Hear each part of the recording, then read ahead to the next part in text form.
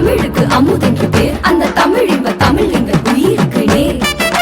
தமிழுக்கு நிலவென்று பேர், இன்ப தமிழ் எங்கள் சமூகத்தின் விளைவுக்கு நீர். தமிழுக்கு மனம் என்று பேர், இன்ப தமிழ் எங்கள் வாழ்வுக்கு நிருமித்த ஊர். தமிழுக்கு மதுவென்று பேர், இன்ப தமிழ் எங்கள் உரிமை செம்பயிற்கு வேர்.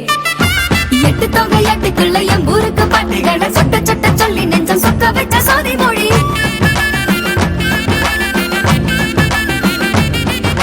பத்து பாட்டு சொல்லும் மண்ணின் சத்து பாட்டு ஐந்தினையை வித்து வித்த நட்டு எங்கள் சத்துலான சோரமொழி.